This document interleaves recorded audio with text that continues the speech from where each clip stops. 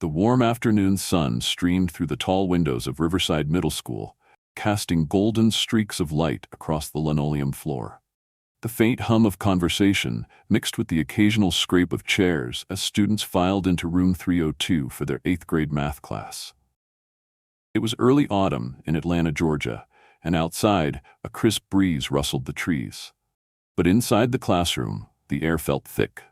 Not from the changing seasons, but from the collective energy of restless students, eager for the school day to end. At the back of the room near the window, Elijah Brooks sat in his usual seat. 13 years old, quiet, unnoticed. While others chatted and exchanged notes, he remained still, one arm resting lazily on his desk, the other propping up his chin. His eyes were elsewhere. Beyond the window, the world moved at its own steady rhythm. Branches swayed, a bird hopped along the fence, a car rumbled in the distance. Elijah wasn't bored, he was thinking. Numbers fascinated him in a way few people understood. He saw patterns in places others didn't. Equations weren't just symbols, they were puzzles waiting to be unraveled. But in a classroom where memorization mattered more than discovery, Elijah found himself disengaged. The slow, methodical pace of schoolwork felt tedious. Why speak up when his mind was already 3 steps ahead? Instead, he filled the margins of his notebook with problems he created for himself, challenges far beyond the day's lesson. If anyone ever glanced at his notes, they'd see a maze of numbers, variables, and complex solutions, things no 8th grader should be solving. But no one ever looked. And that was fine with Elijah. At the front of the room, Miss Caroline Foster stood with her arms crossed. Her sharp eyes scanned the class as they settled into their seats. She was not a teacher who tolerated mediocrity. Dressed in her usual crisp blazer, her blonde hair pulled into a tight bun, she had spent years building a reputation as tough but fair. She believed in pushing her students, even when they didn't want to be pushed. Today, however, her patience was wearing thin. A neat stack of graded math tests sat on her desk, and as she glanced down at the scores, her lips pressed into a tight line. Too many failures. Too many students struggling with concepts they should have mastered by now. She picked up the stack and began calling out names, handing back the tests with brief, blunt comments. Decent work. You need to study more. This is unacceptable. The atmosphere in the room shifted, students slumping in their seats as they received their grades. Then she reached Elijah's name. She hesitated for just a second. At the top of his test, written in bold red ink, was a perfect score, 100%. It wasn't the first time. Miss Foster's gaze flickered toward the back of the room, toward Elijah, who hadn't even looked up. He never celebrated his grades, never reacted, and that frustrated her. A student who aced every test without ever raising his hand, without ever seeming to pay attention, to her that was wasted potential. She walked over to his desk and set the paper down. No comment, no praise, just a brief glance before she turned and strode back to the front of the room. All right, listen up. Her voice cut through the low hum of chatter, silencing the room.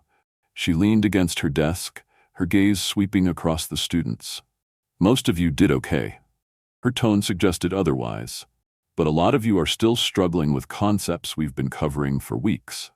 Elijah, still half lost in thought, let his eyes drift back toward the window. The leaves outside seemed more interesting than her words, but Miss Foster was watching him now.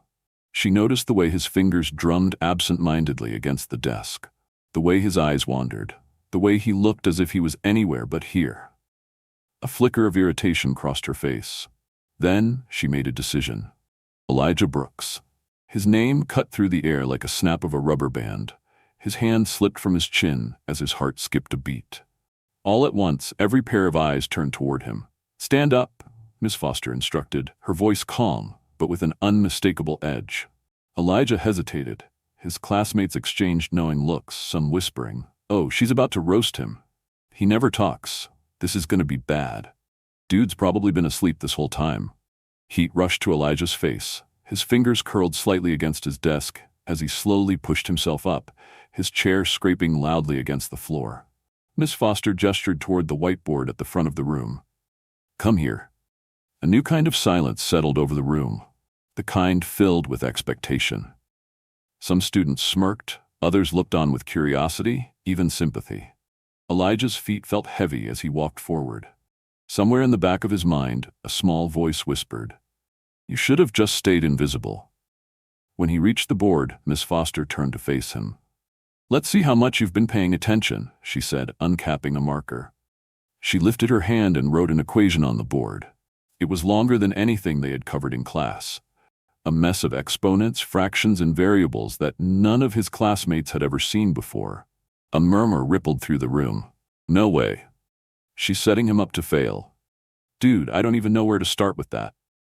Miss Foster stepped back, holding the marker out toward Elijah. "Go ahead," she said, her tone almost challenging. "Show us what you've got." Elijah stared at the equation, his heart hammered in his chest. His palms felt sweaty.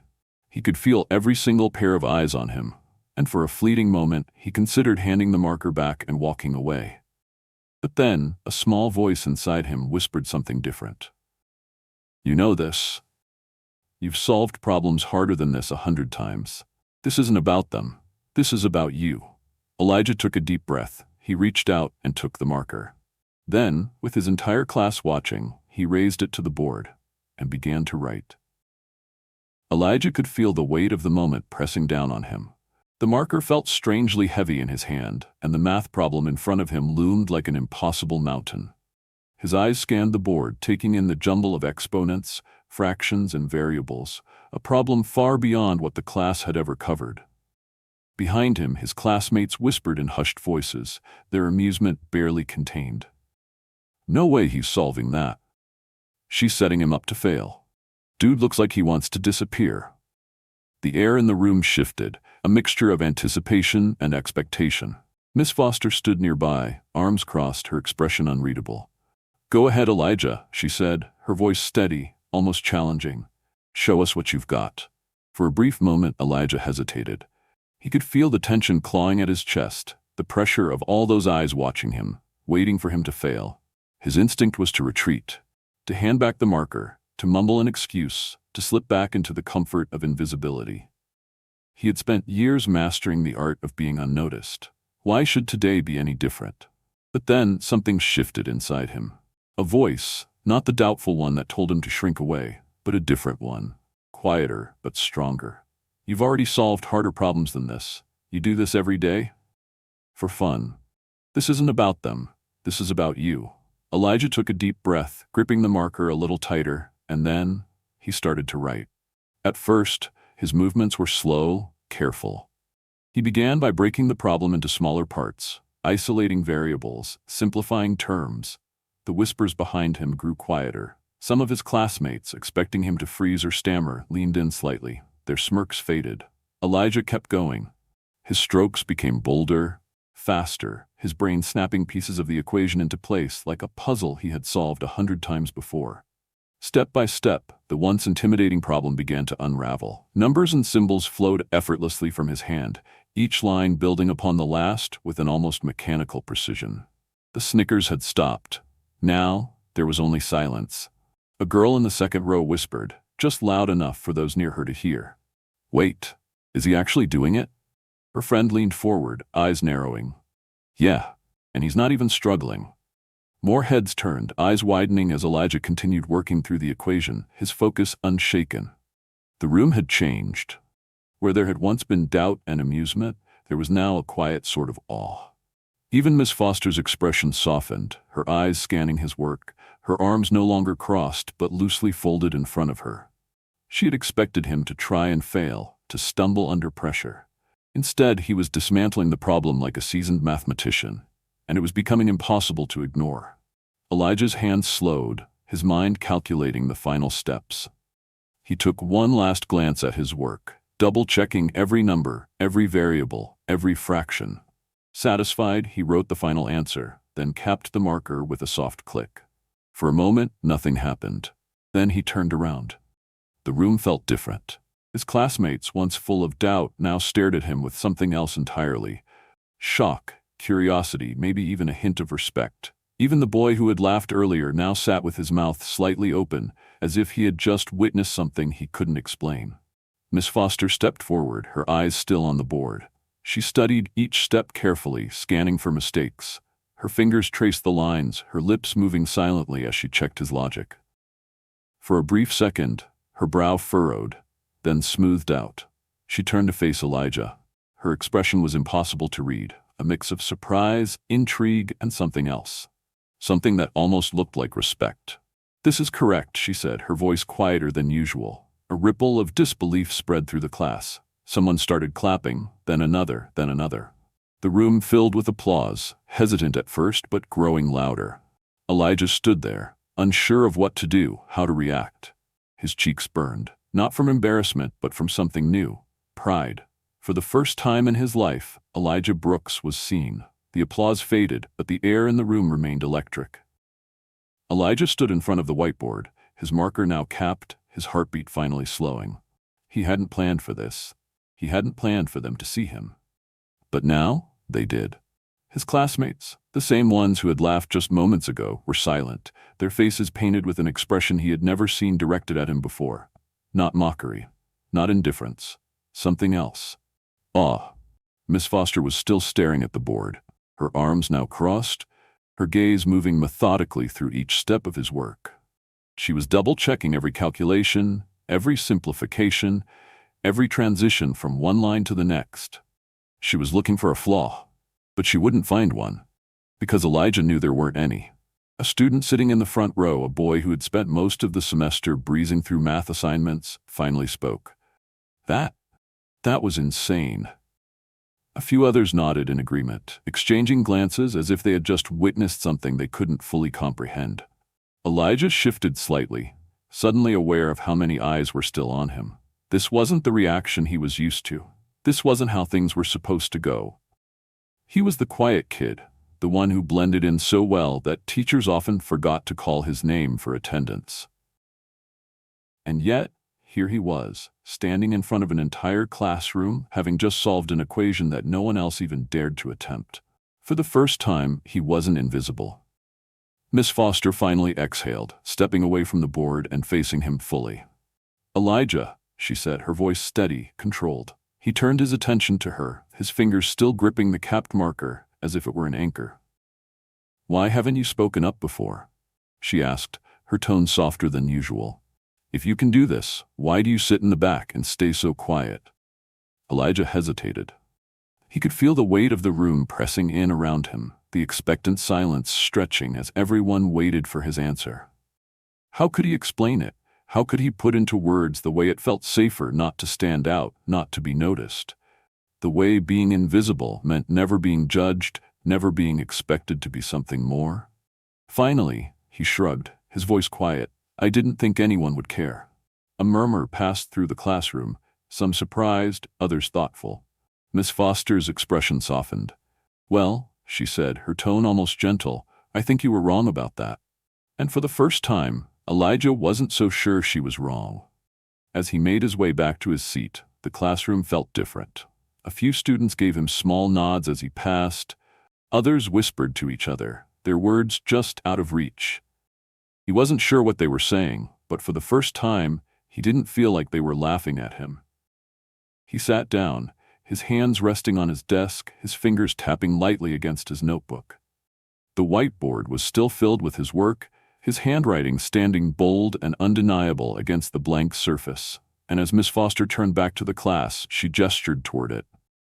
"What you just saw wasn't luck," she told them. The class quieted, listening intently. This is what happens when someone truly understands the material. Elijah didn't just solve this problem. He broke it down, piece by piece, and made it look easy. She glanced toward him again, this time not with frustration, but with respect. That's real understanding. For once, Elijah didn't look away. For once, he held her gaze, and for the first time in his life, he believed her.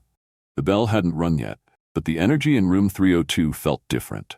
For the first time since the school year began, no one was ignoring Elijah Brooks.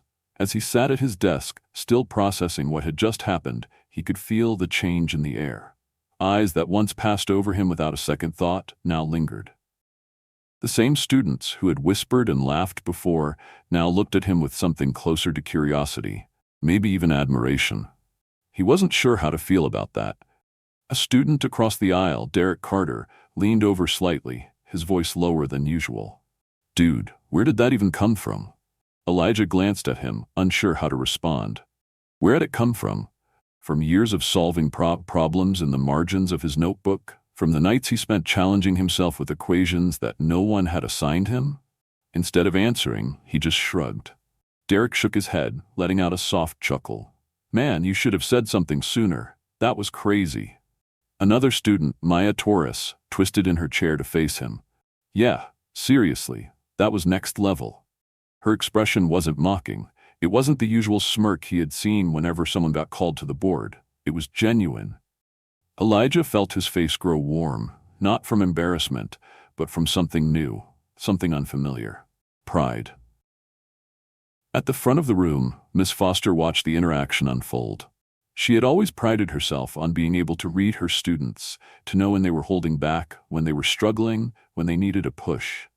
But Elijah Brooks, he had completely blindsided her. She had assumed his quietness meant disinterest, his lack of participation meant he didn't care. But now she saw it for what it was, a student who had been waiting for someone to notice. And now that she had, she wasn't going to let him fade into the background again. All right, class. Miss Foster's voice cut through the murmurs, bringing everyone's attention back to her. She gestured toward the whiteboard, where Elijah's solution still stood, clear and undeniable. What we just saw today is proof that talent doesn't always announce itself. The class quieted, hanging on to her words. It's easy to assume that someone who doesn't speak up doesn't know the answer. But sometimes, the quietest people in the room are the ones thinking the loudest. Her gaze flickered toward Elijah, and this time he met her eyes without hesitation. For the first time in his life, he didn't feel invisible. For the first time, people saw him for who he truly was. And that was a feeling he wasn't ready to let go of. The last bell of the day rang, sending students pouring into the hallways in a rush of movement and chatter. But Elijah didn't move. He was still at his desk, his fingers lightly tapping against the closed notebook in front of him. The classroom had emptied out, save for one other person, Miss Foster. She stood near the whiteboard, arms crossed as if debating something in her mind. Then, after a brief pause, she walked over to his desk. Elijah, can you stay for a moment? His stomach tightened. Had he done something wrong? He hesitated, then nodded. Miss Foster waited until the last few students drifted out before taking a seat on the edge of her desk, looking at him thoughtfully. You surprised me today, she admitted, her voice lacking the sharp edge it usually carried. Elijah didn't know how to respond, so he just sat there, waiting. You've been holding back, she continued, hiding what you're capable of. He lowered his gaze, suddenly fascinated by the scratches on his desk. Why? She asked. Elijah hesitated. How could he explain something he barely understood himself?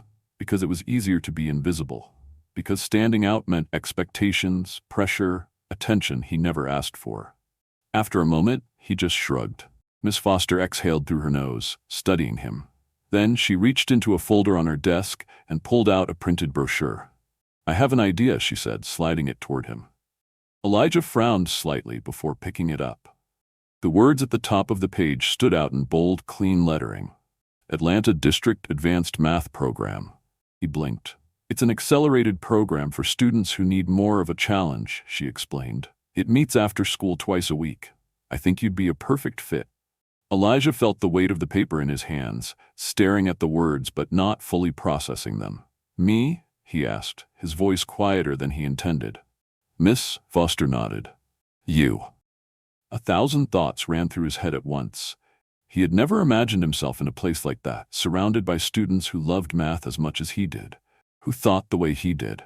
But at the same time, what if he wasn't good enough? What if he didn't belong? Miss Foster seemed to read his hesitation, and her voice softened slightly. I know stepping into something new can feel overwhelming, but I've seen what you can do, Elijah. You're ready for this. His fingers traced the edge of the brochure. Think about it, she added. Talk to your parents, but don't make the mistake of letting this opportunity pass you by. Elijah nodded slowly. Okay. That evening, he sat at the small wooden kitchen table in his family's modest home, the brochure resting between him and his parents. His mother, Linda Brooks, read through it carefully, her lips pressing together as her eyes scanned the details. His father, Michael Brooks, sat beside her, his hands clasped in thought. Finally, his mother looked up, her expression unreadable at first. Then, she smiled. "Elijah, this is amazing," she said, reaching across the table to squeeze his hand. "I always knew you had something special. I'm so glad other people are starting to see it too." His father nodded, his deep voice steady. "This is just the beginning, son," he said.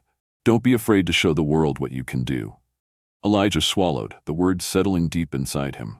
Was he ready for this? He didn't know, but for the first time in his life, he wanted to find out. The Atlanta District Advanced Math program was held at Brookstone Academy, a school that felt entirely different from Riverside Middle. The hallways were quieter, the classrooms larger, the walls lined with framed photos of past champions from state and national math competitions. The atmosphere buzzed with something Elijah hadn't felt before: anticipation, curiosity, an unspoken challenge. He clutched his backpack strap a little tighter as he stepped inside the classroom. The desks weren't arranged in rows like a typical classroom. Instead, they were grouped into clusters, as if encouraging students to collaborate, to discuss, to challenge each other. And the students? They weren't like the ones in his usual class. There were no slouched shoulders, no doodling in notebooks, no vacant stares waiting for the bell to ring. These students were ready, focused, sharp. Elijah felt a flicker of uncertainty rise in his chest. Did he really belong here? Before he could overthink it, a voice cut through his thoughts. "You must be Elijah Brooks." He turned to see a tall, middle-aged man standing near the whiteboard. His gray suit and neatly trimmed beard gave him a distinguished look, but his eyes, sharp and keen, made it clear he was someone who expected excellence. "I'm Mr. William Carter," the man said, offering a nod. "Welcome to Advanced Math." Elijah managed a small nod in return. "Go ahead and find a seat," Mr. Carter continued. "We'll be getting started in just a moment." Elijah chose a seat at one of the tables near the middle. As he slid into the chair, the girl across from him, a student with short, dark curls and an intense gaze, studied him for a second before leaning forward slightly. "You're new," she stated, more observation than question. "Yeah," Elijah replied, unsure what else to say. "I'm Sophia Lynn." She introduced herself. "Where'd you transfer from?" "Riverside Middle," Elijah said. Her eyebrows lifted slightly. "Public school? And you made it in here?" Elijah tensed, unsure if that was meant to be an insult or just genuine surprise. But before he could figure out how to respond, the lesson began. Mr. Carter didn't waste time. "All right, let's warm up with something interesting," he said, turning to the board and writing an equation far more complex than anything Elijah had ever seen in a classroom. The moment the marker left the board, students immediately began scribbling in their notebooks, analyzing, breaking down the problem. No hesitation, no confusion, just pure problem solving. Elijah stared at the board, feeling that familiar rush, the quiet thrill of a challenge. This was different. This wasn't a place where people stalled, waiting for the teacher to walk them through the steps. Here, everyone was already moving at full speed. Elijah picked up his pencil, the weight of the room pressing on him. Could he keep up? He took a breath, and then he started writing. The numbers, the patterns, the logic, it clicked into place just as it always had. As he worked, something incredible happened. He wasn't just keeping up. He was ahead. He was thriving. And for the first time, he knew he belonged. Elijah had always been the quiet kid, the one who could slip into a room unnoticed and leave just as easily. But now, things were different. At Riverside Middle, the change didn't happen all at once. It was subtle at first. A few classmates glancing his way during math lessons, a few whispered comments about his performance at the board that day. But as the days passed, those glances turned into nods of acknowledgement, the whispers into actual conversations. And before he even realized it, he was no longer invisible. One afternoon during lunch, Elijah was at his usual spot, the far end of the cafeteria, sitting alone, notebook open, pencil tapping lightly against the page. Normally he preferred it that way, but today someone sat down across from him. He looked up to see Derek Carter, the same kid who had whispered in disbelief when he solved the impossible equation. "Yo," Derek said casually, unwrapping his sandwich. "You mind if I sit here?" Elijah hesitated, then shrugged. "Go ahead." Derek took a bite, chewing thoughtfully before nodding toward Elijah's notebook. "What are you working on?" Elijah glanced down at the page where a half-solved equation sprawled across the margin. Just something I was thinking about, he admitted.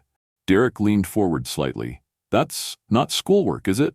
Elijah shook his head. Derek let out a low whistle. Man, you really do this for fun? Elijah felt his face grow warm but didn't look away. Yeah. Derek studied him for a moment, then smirked. Okay, so if I ask for help on the next test, are you going to charge me for tutoring? Elijah blinked, then, to his own surprise, laughed.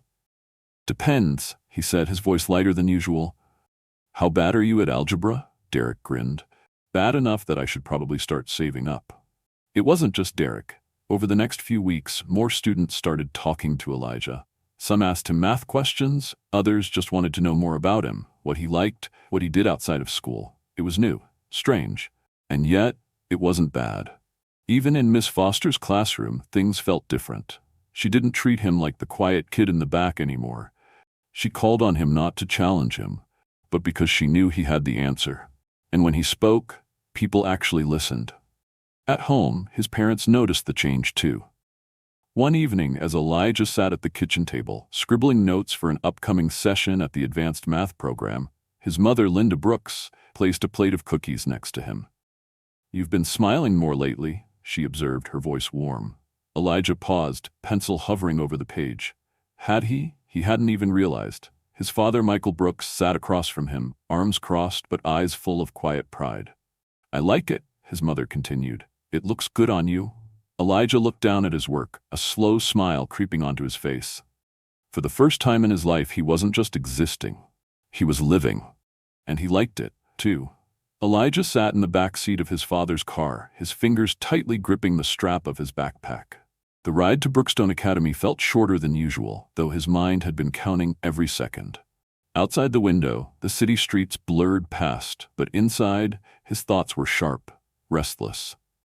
Today wasn't like any other day. Today, he would compete. For the first time in his life, Elijah Brooks wasn't just solving problems for himself. He was stepping onto a stage, into the spotlight, to prove that he belonged.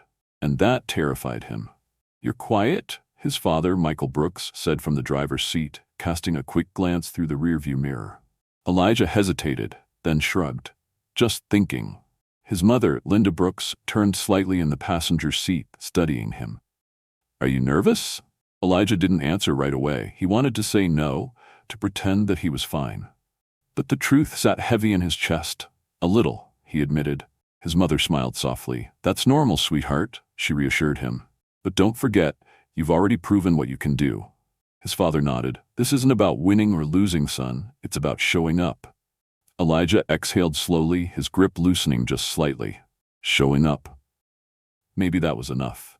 Brookstone Academy's auditorium buzzed with energy, filled with students from different schools, all of them handpicked for this competition. Some were huddled over notebooks, whispering last-minute calculations. Others sat with their arms crossed, eyes scanning the room, assessing the competition. And then there was Elijah, standing just inside the doorway, feeling like an outsider stepping into a world he wasn't sure he belonged in. Hey, Elijah! He turned to see Sophia Lynn, his classmate from the advanced math program, waving him over. She sat at one of the long tables reserved for competitors, already surrounded by a few other students. Glad you made it, she said as he slid into the seat beside her. Elijah nodded, but the pressure in his chest still hadn't lifted. Sophia must have noticed. You look like you're about to pass out, she teased, nudging him with her elbow.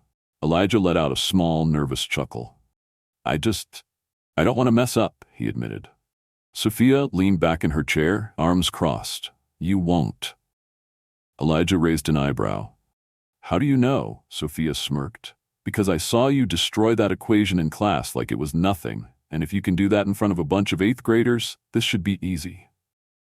Elijah wasn't sure if she was right, but for the first time since stepping into the auditorium, he felt like maybe, just maybe, he could do this.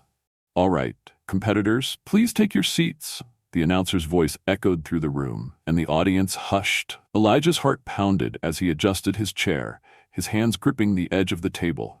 A sheet of paper was placed in front of him. 10 questions, each more difficult than the last.